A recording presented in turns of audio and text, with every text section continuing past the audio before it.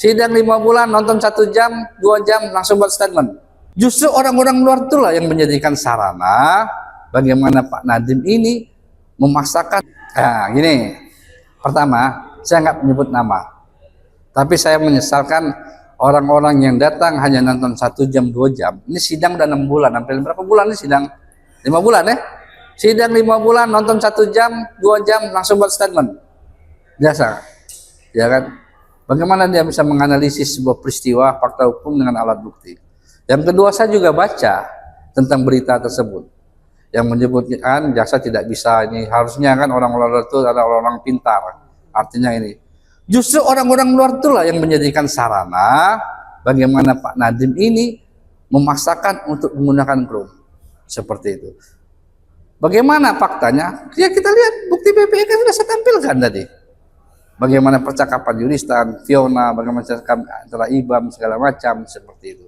Saya tanya sama adek, kalau adek sebagai menteri, lazimnya apakah harus adek panggil dulu, komunikasi dulu dengan bawahan, dengar dulu pendapatnya, cari tahu dulu persoalannya. Lazimnya kan seperti itu, ya kan? Kalau saya misalnya sebagai kepala kantor, pasti saya tanya dulu, bagaimana saya ingin mengetahui karakteristik di sekolah, di bawahan saya seperti itu.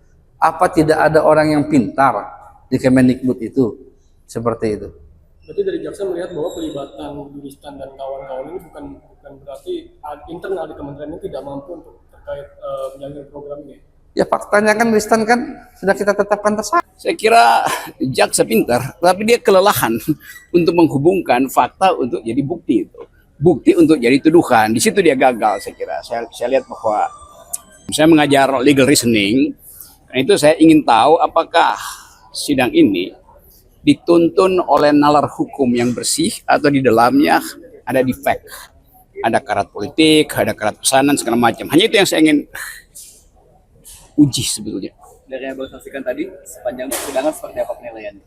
Saya kira jaksa pintar, tapi dia kelelahan untuk menghubungkan fakta untuk jadi bukti itu. Bukti untuk jadi tuduhan, di situ dia gagal saya kira. Saya lihat bahwa misalnya bagaimana misalnya menghubungkan antara satu kecemasan bahwa saudara Nadiem kok membawa masuk tim khusus. Bukankah itu fungsi dari kementerian? Sebetulnya seorang menteri kalau dia lihat kementeriannya bodoh ya dia bawa yang pintar kan mudah aja. Dan itu bukan kriminal tuh. Jadi jaksa, saya sebut istilah tadi, kelelahan untuk mengubah chattingan di WhatsApp menjadi what's wrong. Nah itu dia gagal-galanya ya. Oke.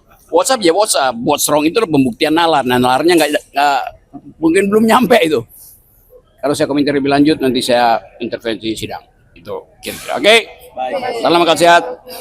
Yo. Salam akal sehat.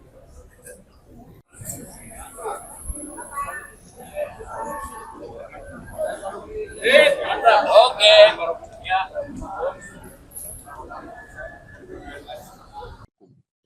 Saya rasa saya minta konsistensi.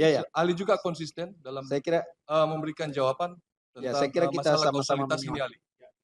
Jangan saudara masuk pada ranah yang bukan ranah saudara.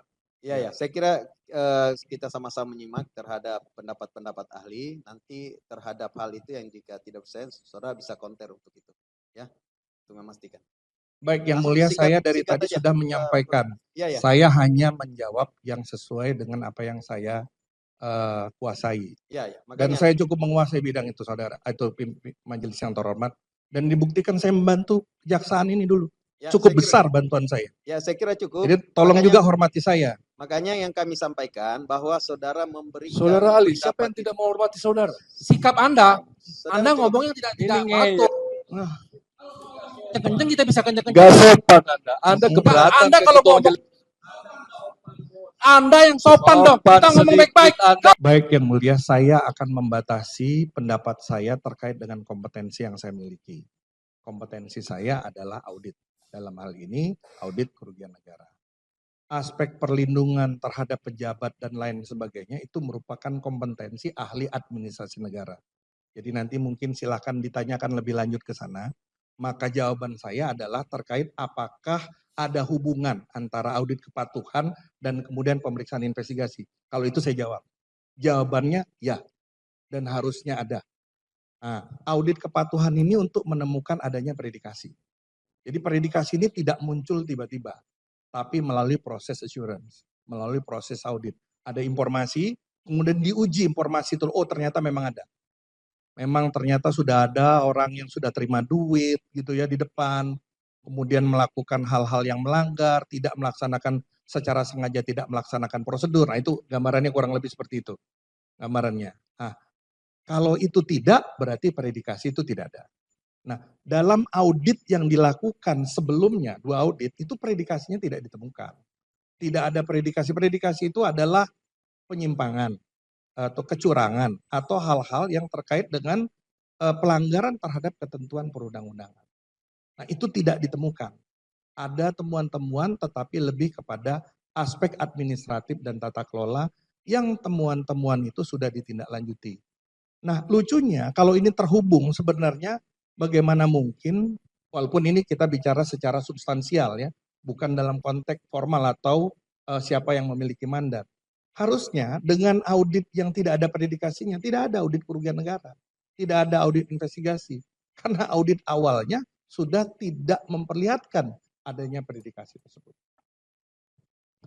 Terima kasih. Terima kasih. Izin terakhir Majelis. Berapa? Ada 5 pertanyaan. Cuma iya atau tidak kok, tidak banyak. Ya. Baik, terima kasih Saudara Ahli. Terima kasih Saudara Ahli. Ini kehormatan buat saya nih. Saya bertanya kepada Ketua BPK tahun 2019 sampai 2022. Ini kehormatan besar buat saya nih. Karena jujur aja banyak unek-unek saya sebenarnya untuk auditor ini. Tapi pertama begini Ahli. Saya pertama ingin bertanya tentang bagaimana sih cara membaca audit ini? Karena di Ketua BPK langsung saya bertanya nih. Mungkin tolong dibantu di halaman 2 angka 3 LHH BPK. Jadi pertanyaan saya praktis-praktis saja. Teorinya sudah semua diambil teman-teman saya nih. Nah ini Ahli. Ini di poin 3 itu ada kalimat begini. Ruang lingkup penugasan mencakup pengadaan laptop dengan Chrome operating system Chromebook, termasuk di dalamnya Chrome device management dengan rincian sebagai berikut. Nah di sini ada 1, pengadaan di Kemendikbud sumber anggaran DIPA, 2, pengadaan di daerah sumber anggaran DAK fisik. Nah, saya ingin bertanya ke Ahli, kalau auditor menyampaikan seperti ini maksudnya apakah ini dana yang sama atau berbeda? Dan siapa sebenarnya penanggung jawab atas dana ini? Mohon Ahli bantu saya untuk membacanya bagaimana sih ini? Tadi sebenarnya saya sudah jelaskan. Di situ kan sudah jelaskan juga sumber anggarannya satu APBN, DIPA. Sumber anggaran yang kedua itu adalah DAK. DAK ini adalah pendapatan di APBD. Dia merupakan pengeluaran. Dia APBN, tetapi kemudian jadi pendapatan di APBD. Tanggung jawab pengelolaannya itu ada pada pemerintah daerah. Karena wewenang dan tanggung jawabnya pemerintah daerah. Atasnya, wewenang dan tanggung jawabnya ada pada pemerintah pusat dalam hal ini instansi yang berwenang. Kalau Kementerian Dikbudristek maka pada instansi tersebut tanggung jawabnya. Nah, kalau yang di daerah ini siapa yang tanggung jawab berarti? Bertanggung jawab tentunya adalah pemerintah daerah. Pemerintah daerah pada instansi yang berwenang. Nah, saya mau ke kausalitas tadi Ahli, karena kalau buat saya orang pidana, perbuatan itu berkausalitas dengan pelakunya. Kerugian akan berkausalitas dengan pelakunya. Maka kita ada teori kausalitas. Nah, kalau di audit tuh ada tidak sih teori kausalitasnya sebenarnya? Oh iya, kan tadi sudah dijelaskan bahwasanya kerugian yang pertama, kemudian perbuatan melawan hukum, dan kemudian kausalitas. Apakah ada satu kerugian yang disebabkan oleh perbuatan melawan hukum tertentu, dan ada hubungannya disebabkan seperti itu. Saya mau nanya kausalitasnya, saya praktis aja. Di sini atas dasar LHA BPK inilah, BPKP inilah, pengadaan di daerah DAK fisik itu juga dianggap Pak Nadiem sebagai menteri bertanggung jawab. Pertanyaan saya, apakah memang begitu normanya kalau di kacamata sudut pandang sebagai auditor? Tadi sudah saya jelaskan juga bahwasanya struktur dan domain wewenangnya kan jauh. Pak Menteri khusus APBN, tapi kemudian terkait dengan administrasi dan teknis juga sudah berbeda. Kan ada penjenjangannya ke bawah, KPA-nya tugasnya apa, PPK tugasnya apa, dan siapa yang melaksanakan teknis pengadaan. Baik. Nah, menurut pendapat ahli, pengadaan DAK fisik itu dapat tidak diminta pertanggungjawaban kepada menteri? Ya, Tentunya Mohon tidak. izin, Yang Mulia, Tidak. kami keberatan dengan pertanyaan lanjut ini. aja.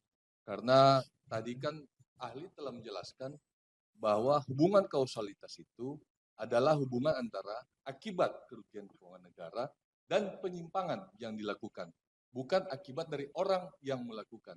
Tetapi teman PH dari tadi menanyakan tentang akibat atau perbuatan dari pelaku orang, bukan tentang kerugian yang diakibatkan oleh perbuatan melawan hukum. Ya. Saya rasa saya minta konsistensi. Ya. Ahli juga konsisten dalam Saya kira memberikan jawaban tentang saya kira kita masalah sama-sama kausalitas ini, menyimak. ahli. ya Jangan saudara masuk pada ranah yang bukan ranah saudara. Ya, saya kira kita sama-sama menyimak terhadap pendapat-pendapat ahli. Nanti terhadap hal itu yang jika tidak percaya, saudara bisa counter untuk itu, ya, untuk memastikan. Baik, Yang Langsung Mulia, singkat- saya dari singkat tadi aja. sudah menyampaikan. Ya. Saya hanya menjawab yang sesuai dengan apa yang saya kuasai. Ya. Dan Makanya saya cukup menguasai bidang itu, saudara. Itu majelis yang terhormat. Dan dibuktikan saya membantu kejaksaan ini dulu. ya, Cukup saya kira- besar bantuan saya. Ya, saya kira cukup. Jadi tolong Makanya- juga hormati saya. Makanya yang kami sampaikan bahwa saudara memberikan Saudara ahli, siapa pendapat yang tidak menghormati saudara? Sikap Anda, Saudara Anda cukup- ngomongnya tidak Ini patut. Kenceng kita bisa kenceng-kenceng. Gak sopan Anda. Anda keberatan. Anda ke kalau ketua ngomong, majelis. Anda yang sopan dong. Sopan Kita ngomong sedikit baik-baik. Anda. Kalau soal kenceng-kencengan Saya kita lagi bisa bertanya. kenceng-kencengan. Tenang. Sebentar, Anda kayak anak kecil. Kenapa? Mainnya ke benar. sebentar, diam. Ada Penonton diam. ribut. Tetap. Kamu kira saya takut sama Baik, kamu? baik. Penonton diam. Yang Penonton Mulia, diam. Advokat diam. Ya. Kami sudah Orang lagi cukup, tanya cukup, diam. kali. Anda campur. Diam penonton umum. Ya, kami sudah berikan kesempatan terhadap counter saudara, silakan. Ya, ahli ini cukup terpelajar untuk memberikan keterangan, ya. Jadi silakan. Saya kira cukup, advokat. Ya, cukup. Iya, cukup. Cukup ya, saya bilang cukup. Cukup ya. Oke. Advokat cukup ya. Iya, cukup. Saya sudah ingatkan, ya. Saudara penuntut umum, advokat ya. Saya kira ini kita sudah saya cukup ya. Yang memberikan kesempatan, saya ulang-ulang ya, memberikan kesempatan untuk berbicara sini adalah ketua majelis ya. Tugas saya untuk memastikan terhadap pertanyaan-pertanyaan maupun jawaban-jawaban itu bisa diberikan secara bebas ya, sesuai dengan pendapat. Makanya cukup ya. Cukup ya. Baik. Berapa pertanyaan lagi? Biar kita ini. Saya ada 5 majelis sebelumnya. Iya, tadi kan sudah lanjut. Betul. Jadi ini kan saya tadi pertanyaan kedua saya. Ya. Saya tanya, karena dokumen ini kan sebenarnya kan dipakai untuk di persidangan ini untuk mendakwa beliau menteri. Makanya saya sebagai orang yang tidak ngerti audit, saya orang hukum, seorang pidana, saya 3 tahun saya kuliahnya pidana, saya nggak ngerti audit. Saya tanya ke beliau. Silakan ditanyakan kepada ahli yang sudah dijelaskan. Saya kira tidak perlu ulangi. Ya. Betul. Baik, silakan. Baik, pertanyaan saya ahli.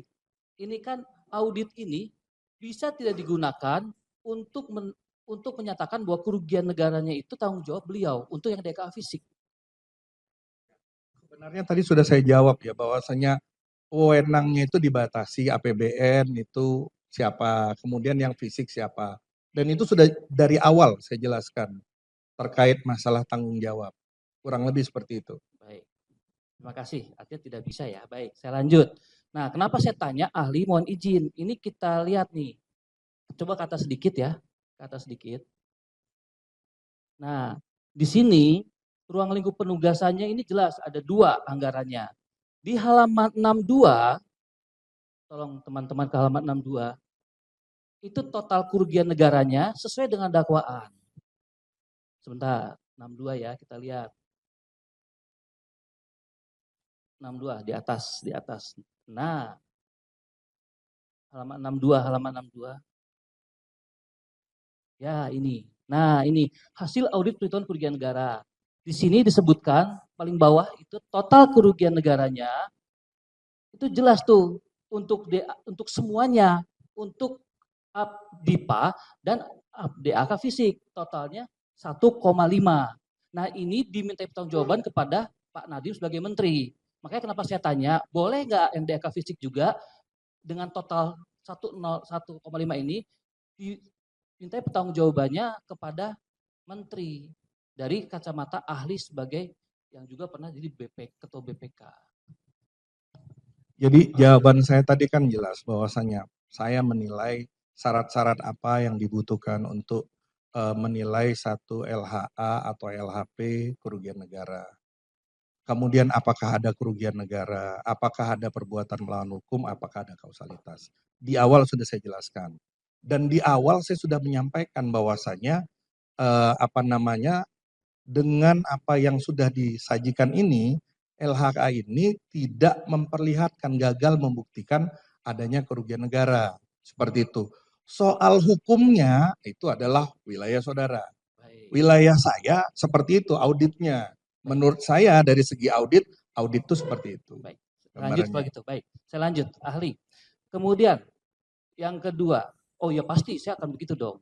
Karena kan tugas saya menunjukkan benar material apakah Nadiem sebagai menteri bisa dipertanggungjawabkan untuk pengadaan DAK fisik yang bukan wilayahnya dia. Itu loh Pak Jaksa. Tenang aja. Kita tenang aja. Kita cooling down aja. Kita santai aja. Saya kira ya ini kenapa ngulang lagi? Silakan ini. Saya kira kita sama-sama jaga sikap ya. Iya, umum. betul. Tenang Silakan. aja. Kalau advokat bertanya kita jaga sikap ya. Biar tidak mengganggu yang lain. Jadi kita cooling down aja, santai Silakan aja. lanjut. Saya lanjut. Ahli, kembali ke halaman 3 tadi. Mohon ke halaman 2 tadi angka 3. Teman-teman, ke halaman 2 angka 3 teman-teman. Nah, saya ingin bantuan pendapat ahli dalam membaca hal ini. Di sini di halaman 2 tadi, di angka 3 itu ada, mohon izin ahli karena saya bukan audit, jadi saya harus menanyakan kepada ahli biar saya tidak salah menafsirkan.